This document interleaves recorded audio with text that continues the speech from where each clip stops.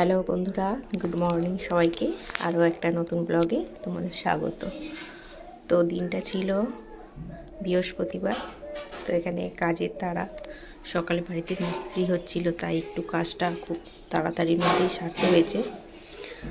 তো সকাল সকাল উঠে মেয়েকে স্কুলের জন্য রেডি করানো, নিজেদের টিফিন করা, সব কিছু নিয়েই ব্লগটা সাজিয়েছি। তো দেখতে থাকো, আশা করছি তোমাদের ভালো লাগবে। তো প্রথমে উঠেই দেখো চা করে নিলাম, আর সাথে ছিল পাঁপড় ভাজা। মিস্ত্রিরাও খেয়েছে বা আমরাও খেয়েছি। আর তারপরে পুজো টুজো দিয়ে মেয়েকে স্কুলে পাঠিয়ে করে নিয়েছিলাম রান্না। করেছিলাম আলু উচ্ছে ভাজা, আর করেছিলাম ডিমের তরকারি। তারপরে করেছিলাম এখানে ছোটো কুচো চিংড়ি ভাজা, এটা হচ্ছে শুকনো লঙ্কা দিয়ে মাখা হয়েছিল। আর তারপরে করেছিলাম তোমার শাক ভাজা। তো যেহেতু মিস্ত্রি কাজ হচ্ছে ঘরে, তো ঘর পুরো এলোমেলো হয়ে আছে, তো তোমরা প্লিজ দেখে কেউ কিছু মনে করো না। এখানে রাস্তার সামনেই রান্না করছি। তো রাস্তার সামনে একটা আমাদের জানালা আছে, ওই জানালার সামনে দাঁড়িয়ে রান্না করছি। তো যাই হোক, দুপুরের তো হলো, এবারে রাতের রান্নায় চলে এলাম। রাতে রেখেছিলাম সিম্পল মেনু, একদম চাউমিন। তো ওটাই আমাদের তিনজনের হয়ে গেছে। তারপরে এটা ছিল পরের দিনের ব্লগ।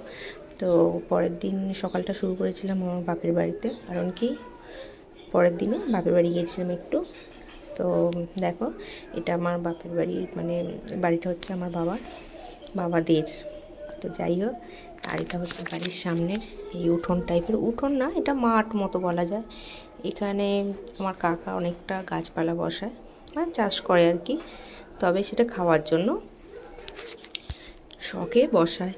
তো যাই হোক, এখানে দেখো ওলকপি বসিয়েছে, তারপরে তোমার এখানে লাল শাক বসিয়েছে, তারপরে আছে তোমার পালং শাক, ধনে পাতা, তারপরে ওদিকেও বসিয়েছে, ওগুলো মানে লঙ্কা গাছ ছিল। আর তারপরে এখানে তো তোমার বিম কড়াই গাছ বসায়। তারপরে এদিকে ছিল দেখো ওলকপির চারা ছিল, বেগুনের চারা ছিল এখানে, আর অনেক গাঁদা ফুলের চারাও লাগিয়েছে। বা গত বছর ওরা অনেক গাঁদা ফুল করেছিল, এবছর তেমনটা করতে পারেনি।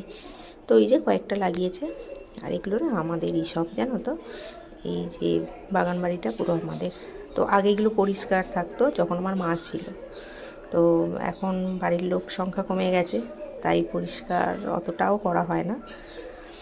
আর যাই হোক, এই একটু তোমাদের দেখালাম বাড়ির আশেপাশেটা।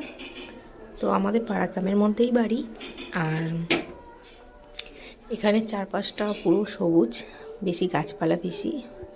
তো সেই জন্যই তোমাদের দেখাচ্ছি এইটুকু, যেটুকু মানে আমি হাতের সামনে পেয়েছি সেইটুকুই।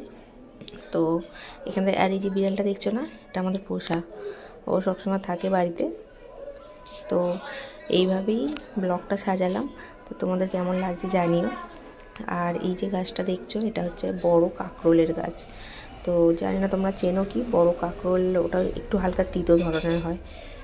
আর এই যে ওই দিনে ওয়েদারটা খুব সুন্দর ছিল, তো আকাশটাও একটু তোমাদের দেখালাম। দেখো একদম পুরো রৌদ্র।